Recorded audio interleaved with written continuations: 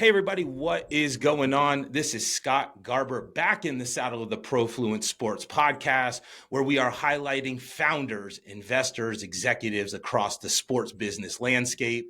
Today, we're excited to highlight a founder, CEO who is helping revolutionize and shape the way that we participate and engage with youth sports. It's not my story to tell, so excited to welcome CEO of Overtime, Dan Porter, to the show. Dan, the man, how are we doing today? We're doing great. You really have a voice for radio. Yeah, well, I also have a face for it, so I learned to be behind the screen. So here we are. And I have, I guess, a voice for radio and a passion for sports, which is so exciting to...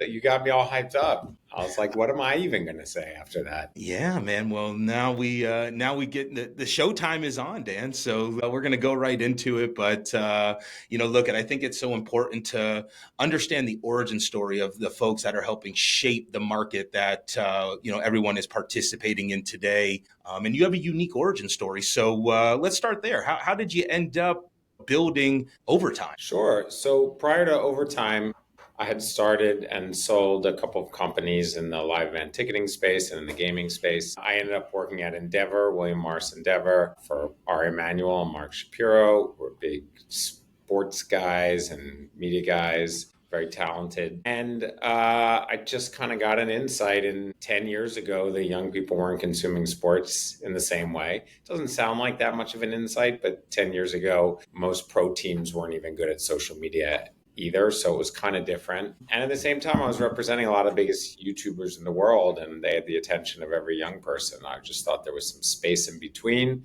And if we came out and figured out how to talk to the next generation about sports, we could be successful. And I would say one of the biggest things is, you mentioned youth sports. I don't do youth sports. Like, to me, youth sports are amazing, and I coach and my kids played. Youth sports are a mass participation play across sports. It's a lot of registration business. It's a lot of camps. It's a lot of tournaments. We focus on, the top 1% of 1% of athletes, and we make a media product for all of those people. We don't make a participation product or anything else like that. I think their business is awesome. Ours is just different.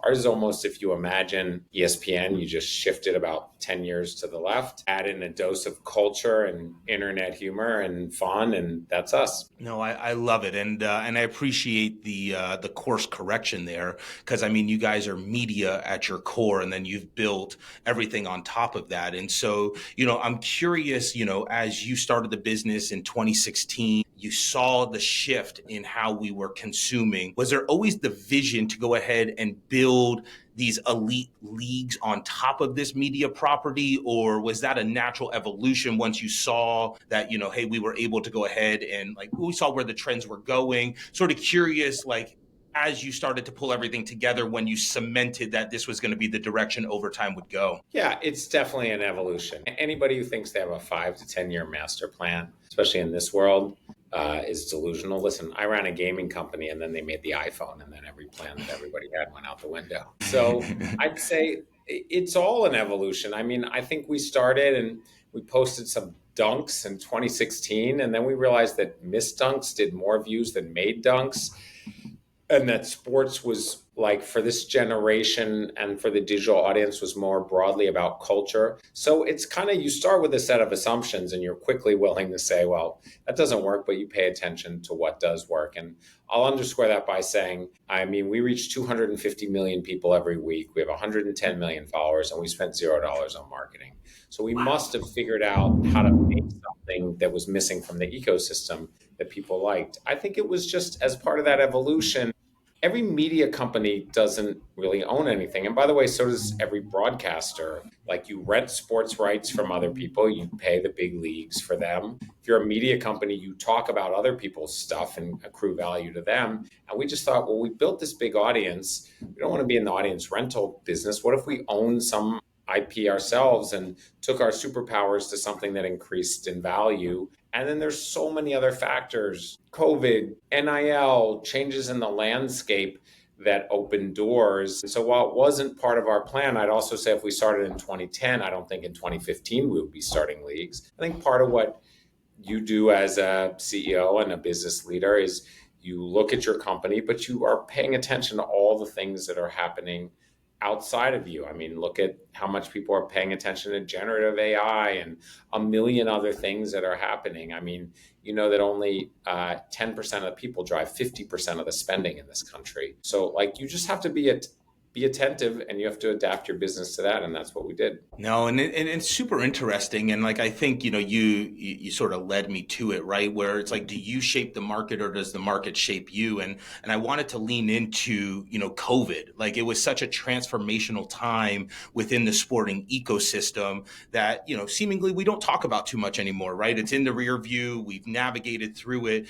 Dan, what were some of the lessons as a leader that you reflect back on that helped put Overtime in the position that you guys are in today, that were manifested during that turbulent moment of COVID? Yeah, I think number one is like Melanie, who runs our international, was hearing from her Italian players in January about lockdowns in Italy. And so just having that information quickly and being like, well, if things need to change, we need to be ready. Like by February, we were already banking content and so forth. Like, you just don't know. I'd say number two is that we were never a business at that time that was based on live events anyway. So it was kind of our time to shine. And I think three, like, we spent a lot of time, our motto is really, if sports media is about talking to you about sports, we're about listening. And we spent a lot of time listening and engaging with our audience.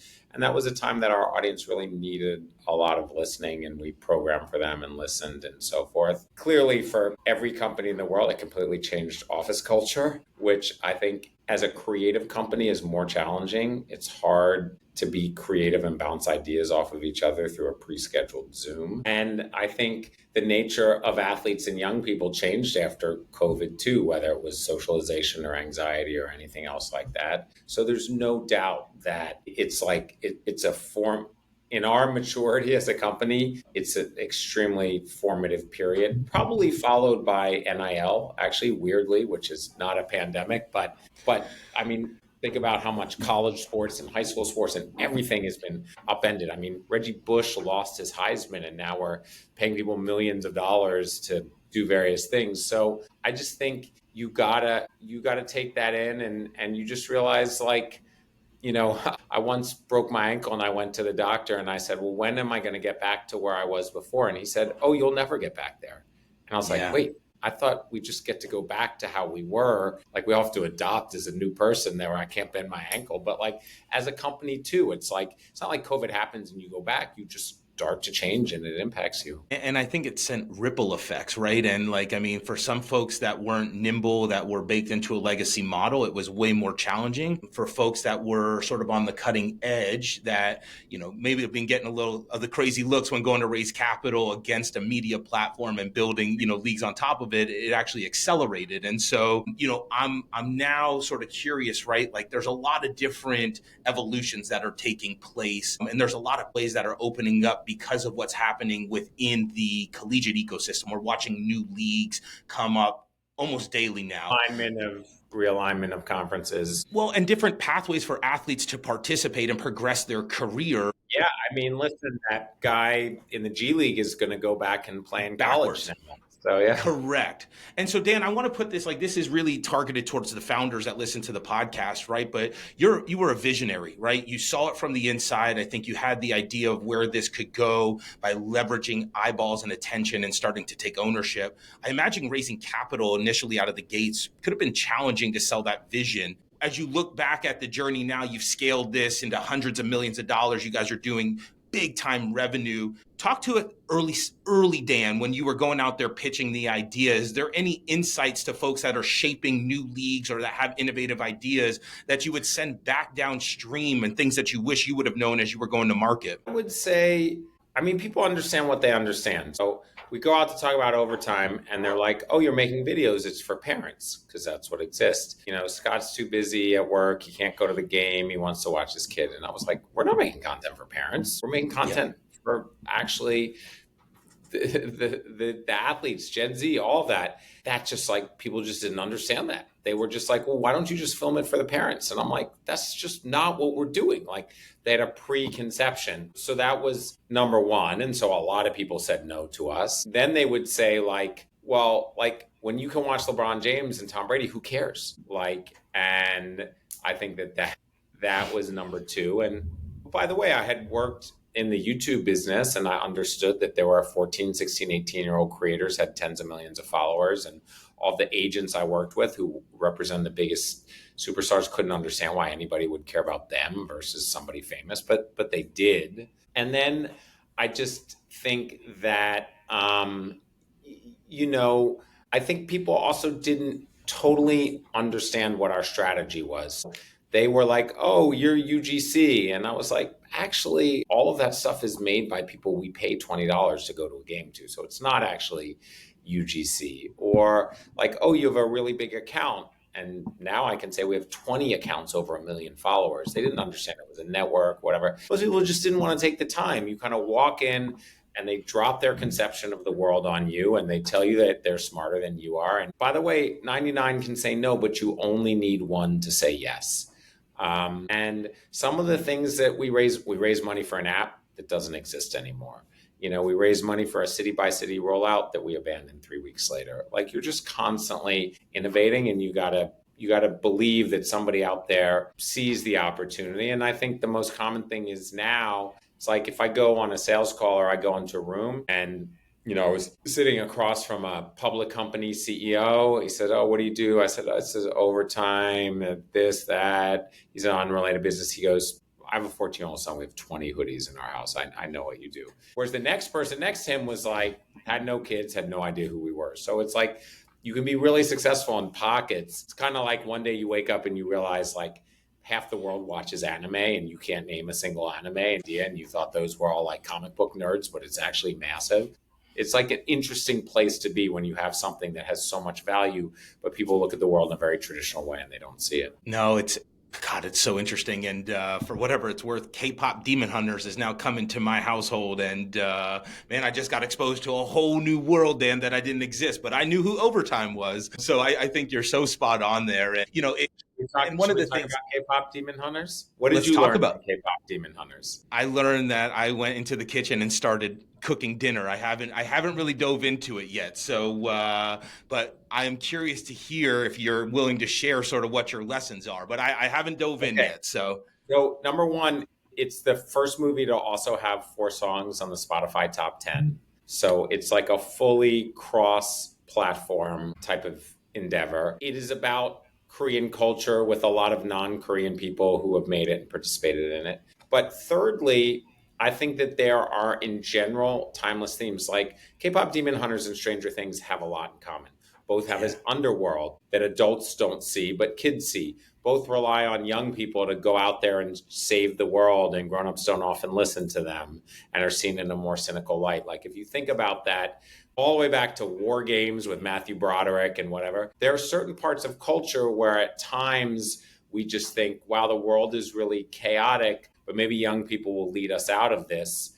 And there's a reason that those things are successful in culture at certain times and they aren't at other times. So I think thematically, I can go out and I can do a bunch of market research and I can read a bunch of business books about Gen Z and Gen Alpha and the audience and content, or I can watch that and understand why some of those themes resonate on a level and get the same insights. So I have watched it, actually.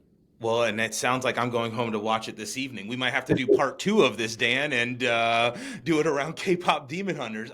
I just think there's so much to learn. Like, listen, if you ask me sports, like, why are you successful? I don't know a lot of things, but for one of them is I think about sports as culture, as does everyone here. I don't think about it as just sports. And I think that broad lens allows you to reach a much bigger audience.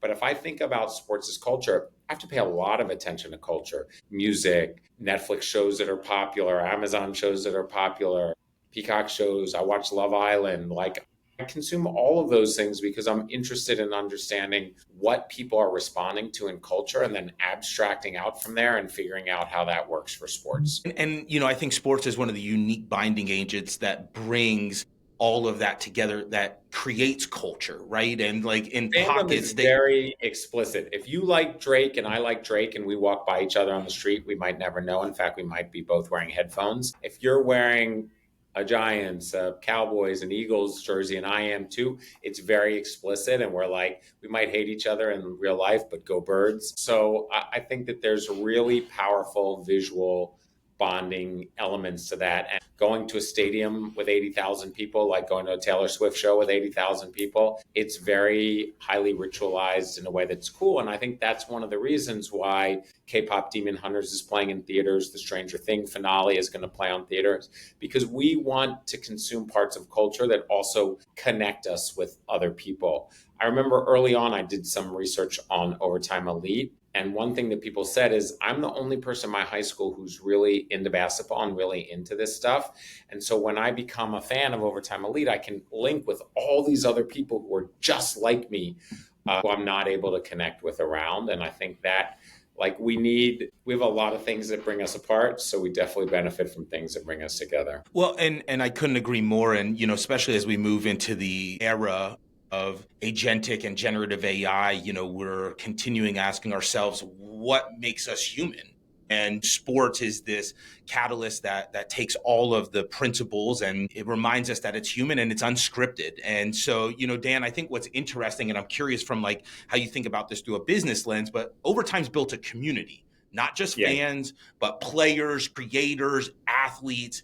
Like, how do you think about each one of those in their respective roles, empowering the athlete, creators monetizing what they're doing, and then giving the fans a way to engage in a unique perspective where now everyone's intertwined and it's not so bifurcated like we've once seen in other traditional models. Curious how you put everyone in the right position to succeed there. Yeah, I love that you said that, because not everybody sees that. But if you think sometimes about how networks or professional leagues, organizations, they will get an influencer to play in an event or to sit courtside or to do something else. And that's great. They should do that. I think for us, we're trying to create an overtime universe. So you might see one of our players, but then you might see them somewhere else, and you might see an influencer, but then they come to the arena and call a game. And so you're creating this whole kind of world around basketball or football where a lot of the characters are similar. We might do a whole show with Nelson Newman, but then he might come to a game and then his brother might play on a football team that we have. And so I think that feels big and it feels connected for people versus having it be more of a one-off. So I think if you're in business like that, your model is like Hogwarts or like anything like that, where it's like all the characters are interconnected and it's part of a bigger story. I think superheroes or Marvel or, they do an incredible job of that. And I think that I'm not going to say we sit in a conference room and nerdily think about how to do that, but instinctively, I think we're trying to create a world. And if we know that some of the people may play basketball for us, some of the people may work for us full time, people may be YouTubers. I mean, Kai Cenat used to call our games in the first season. And so it's really about building that universe. And listen, I mean, you've got it in sports. It's very centered, right? You have the coaches, you have the players, and now Tom Brady's announcing, and Terry Bradshaw's at halftime, and this coach is getting fired, and this guy is a backup for my fantasy team. It's just very located in football, which is not a criticism, it's a compliment. I think for us, we're just trying to more broadly locate it in overtime per se, and in culture and youth culture and internet culture. And I think that if you look at the trends of where things are going, right, this ecosystem approach is where we're able to develop characters and mature them naturally and cross boundaries that we would never be able to cross. And that only happens within the universe that you create, right? And so, yeah, I mean, that's one of the cool things about the superhero thing is like everybody gets their own show, but then the other superheroes come into their show and cross over, and you're like, oh shit, that's really cool. It's not compartmentalized. It feels like an epic universe to some extent. And how do the players respond? I mean, I've been able to watch, I've watched Overtime Elite, we, have watched it from the beginning, but I'm curious through a player-centric lens, is this an environment that is favorable because of sort of the fluidity of it and the high level talent? What's the feedback from the folks that are participating within the ecosystem? Right. So the number one thing players want is to get better and face high level competition. I think 100% of the players we surveyed said, at least in OT, it was the most competitive basketball they ever played in their career. And so as long as we stay competitive, they want that. 2, they want to get better. They want to be coached. And 3, they want to take advantage of the platform. I mean, you think about the power of NIL, and the way I describe it is if they don't know your name and they don't recognize your image, they're not paying for your likeness. And what's I think so great about NIL is like you don't actually have to make the NBA or the NFL to have changed the trajectory for you and your family. There are 351 D1 schools, way more than there are NFL or NBA teams. And so it's a really great opportunity. And the other thing is that if you as an athlete can build your brand and your followers, that's something you own, that you take, you sit on our platform and you grow from that. And so I think it's really those things. It's like, how do we get better and how do we build our brand and the parts of us that have value outside of basketball? And I think those two are why we're able to get a lot of top players in basketball and football to participate. And I think that you guys have a heck of a head start. There's a lot of brands that are traditionally really well known, but it's incredibly challenging to leverage those brands to help amplify the development of future talent. And so as we continue to look at a more digital first world, it's incredibly exciting to watch what you guys led with to now, the rest of the market is catching up to it. I think it's even deeper than that, is that like if you think about what we call a lot of these people, it's like prospects, right? And I don't want to be a prospect. I want to be who I am right now. And so like we tend to judge people based on their future potential or where they're going to end up. But what if we're like great right now? Like what if you're interviewing me 10 years ago and you're saying, this Dan Porter, he's a prospective CEO versus like this Dan Porter and I care what he thinks right now. And I just think that looking at future value is a very adult gaze. It's how adults look at young people. Like I'm interested in what you major in and what your job is going to be and what you're going to turn out to be. And I think what young people want to be is seen for who they are right now. And I think that's certainly true when you control media like on YouTube or Instagram or TikTok, and you can create a tremendous amount of value there. And so I just think it's really different. Very early on, we had a connection at ESPN and we went in with a bunch of our videos. We were really excited. We were nobody, Zach and myself, who started a company with me. The guy at ESPN said, wow, you guys got a lot of content. Are you in the high school section or the recruiting section? And in my head, I was like, we're in the fucking dope content section. Where's that? And like, it just shows you like, and that's not a criticism of them. That's how the world was segmented and that's what their audience wanted. And we were just creating something that didn't fit into that. And a lot of that was because I think we were just like, these people are really cool right now. And that's enough. As a father of a 3-year-old and a 10-month-old, I am sitting here beaming ear to ear, Dan. And, I had the privilege, I was in London last week and I got to talk to the creative director who was formerly at Converse. And he said, everyone should be so inspired with what Gen Z and younger are doing. And they're bringing morals and they're bringing depth back to the way we participate with brands and we're holding them accountable. And so, there's an exercise of looking in the mirror as to why do we participate and put things in boxes when we want them to be more wide open and expansive and expressive. And so I think it's really neat to hear you talk about it. And, I am curious, this word culture gets thrown around so much. And we talked a little bit about it, but I would say that you guys have built a brand that speaks to Gen Z probably better than most traditional sports property. How do you guys measure ROI on culture outside of you just being very much in the now? Like, is there metrics within your business to say we have our fingers on the pulse of what's going on, relevancy within culture? I don't have specific metrics for that. I think if I said that I did, anyone who watches this would roast me, well deservedly. Yeah.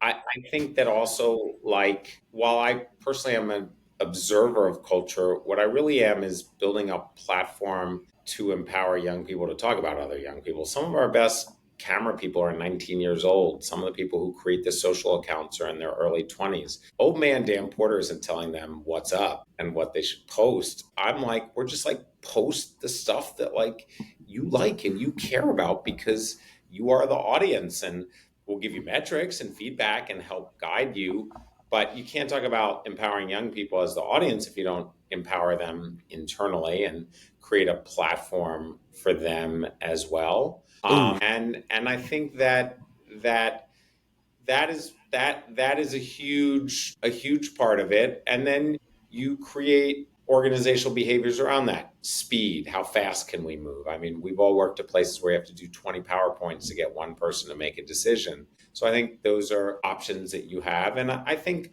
broadly, I think of culture almost as like everything else that we enjoy that's cool in the world and how it intersects with sports. It could be food, it could be music, it could be fashion, it could be sneakers, it could be crazy travel, it could be raves, it could be like a ton of different things like that. But culture is just the things that we participate in and that expresses who we are. And sports is part of that. But I don't think it's in a silo. The athletes are people with different interests. The fans are people with different interests. I think we made 3 Love Island posts on overtime. Like, it has nothing to do with sports, but has everything to do what everybody in our audience was watching and talking about at that time. And I just think our voice is almost like the voice of a big creator. And we just want to participate and be in things like our audience does too. I love that so much, and I want to double down on the point, Dan. There's a level of humility and checking your ego and saying it can help steer the ship, right? But at the end of the day, it doesn't have to come off my tongue, or it doesn't have to be an expression of me. It's putting the right people around you to represent us in a way that is relevant. And I think that we watch a lot of Yeah. people miss that mark, not And, intentionally. and keeping structure for them, like anything, calling out and rewarding the things that feel innovative and are unique. And sometimes you hire a lot of people in sports and they come here and they just want to make Sports Center, which is great in and of itself. It's just that's not our business. And so you've got to get people out of the box and thinking about internet, language. What size is the font of the text overlay that goes on the video? Like all kinds of things like that. And the crazy thing about social media is like if you thought about culture 25 years ago, you'd have to go to certain places. Maybe you go to a record store and talk to all the people who work there, or go to an underground club, or go to Japan street fashion or whatever. And now we have everything in front of us everywhere. Like I learn more about music from all around the world and discover and stuff like that. So there's never been a better time to understand and participate. And I read all the comments. I'm like, oh, do people fuck with this or do they not fuck with this? Like, are they sharing this? Like, why is so many people bookmark this? And trying to understand. And then I think for us, I mean, we're surrounded by so many athletes who are 17 to 20 years old. You can't help but ask them, what are you listening to? Or like, I remember we were working on this anime project and I was like, do any of you guys like anime? And like 6 people, and it turns out 2 of them drew. And they drew their own no idea. And it's like you start to talk to them. Oh, why do you like this one? Oh, I like the fighter in this one and that. And you're just like, oh, we're surrounded by people who work here, people we cover, people who play in our leagues. We're just out there living their Gen Alpha, Gen Z, millennial life and are happy to share it with us. Pay attention to the people and everyone around you, not just the people who you think are important. The lessons, I think, are surrounding us, right? And we can always be students of the game, both upwards and downwards, right? And I think that sometimes we get so maniacally focused, how do I climb the ladder up, that you forget to check out the people that are actually shaping the culture that everyone upstream wants to then participate in. And Dan, I don't know, maybe you can explain 6-7 to me, because like, I mean, I get it, but like those are the phenomenons of culture that I don't always understand, but man, they just take off and develop a life of their own. And seemingly, ecosystems like you guys, like you see it on the basketball court, you see it in interviews, and like they help shape and mold these movements. If you did understand it, it wouldn't be cool anymore. And that's what's so funny is the stockbroker said once you start getting tips from the shoe shine, the bubble's popping, right? And so there's that fine line if you can't buy culture, because once everyone knows, then it's not cool. So well said. Yeah, I was gonna say too, like 5 years ago, I didn't know anything about basketball. Now I weirdly know a lot about basketball, including like what type of measurables and immeasurables people draft for and everything else like that. But all I did is I just went to a lot, All-Star, Basketball Without Borders, college showcase. I just ask a lot of questions of a lot of people over and over and over again. And most people love explaining what they do. And so it's like, for example, I can tell you like, these are the two things that I learned for all the metrics about a player that people draft on. And here's the one thing that will make them not draft someone. And I'd have no idea, but I've asked 50 people that and 48 have told me the same thing. So now I know something and I can take that knowledge and feed it back into everything that we do. So the one thing you want to be careful when you draft is negative wingspan. It's a high predictor of injury, meaning if you're taller than what your wingspan is, because I guess you're off balance. I don't even know exactly why. I just know that if you're taller than your actual wingspan is, it's a red flag. Well, maybe you should start leaning more into the content game than the basketball game if you have a negative wingspan. That's what I'm hearing here. Exactly. All right, Dan, I got two rapid fires for you, and then we're going to take this thing home. As a student of the game, you've been leading the charge, helping shape the ecosystem, which is at the ethos of here at Profluence.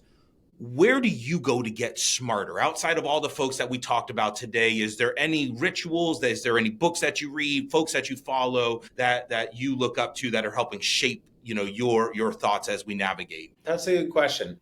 I love reading, and I even love business books and psychology books. The reality is any book you're reading is probably 2 years out of date by the time the person wrote it, published it, and you found it. But I enjoy reading books and listening to podcasts sometimes because they just like jumpstart my brain and then I start to free associate. I listen to a lot of like AI podcasts and product management and all kinds of stuff like that. It's not like I'm literally looking for something, but it is interesting for me to hear how people talk and how they think about the world. And I think that's it's like fire starter for my own brain. So that's one. I definitely watch TikTok, but like a lot of people, and I watch the stuff that I like, a lot of music stuff because I play the piano and stuff. But interesting in trends and how they happen and everything else like that. I think clearly talking to people, and then probably more edge. I watch a lot of Japanese and Korean dating shows and reality shows in Japanese and Korean.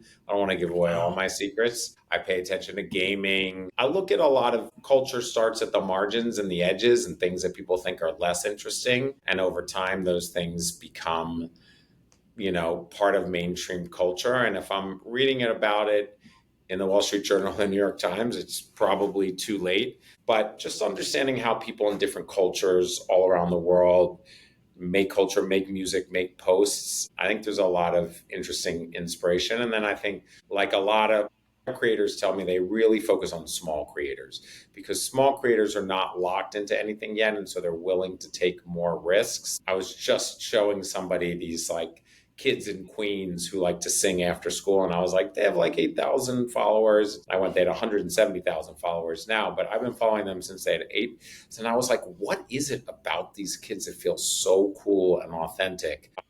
And so I think just looking at the margins and the smaller folks, we can all learn a lot from Mr. Beast. He's a genius. I want to know how he color tests cover images and everything else like that. But that's very visible to everyone. You're going to get some advantages, but not a lot. But I'd say that just like keeping my brain active. When I'm tired of podcasts, I'll listen to music. When I'm tired of music, I'll read books. When I'm tired of books, I'll watch the Stranger Things finale, Super cool. All the through line is it's all human driven, which I think is increasingly going to become more of the differentiator. The more you understand humans, the psychology, the behavior, the more you're going to be able to make impact within the world that we're shaping right now. All right, Dan, we're going to bring this thing home, and you dangled the carrot before we got on the podcast.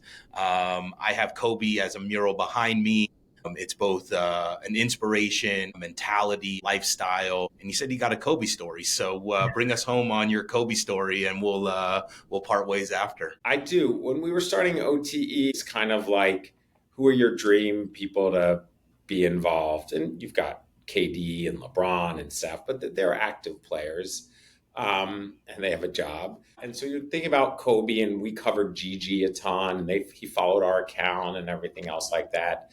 And I had talked to his fund, and the guy called me and said, do you have any plans to be in California? Because Kobe would like to talk. And I said, just let's set it up and I'll come to California. So we set it up, and his office was, I think, where the Chargers were, like a little south of LA. And I was thinking like, oh my God, my rental car is so ratchet. Who's going to judge me by having like this? And so I went and got a nicer rent a car, which was like the dumbest thing ever because I just parked in a parking lot and I never saw him, but I was clearly overthinking it.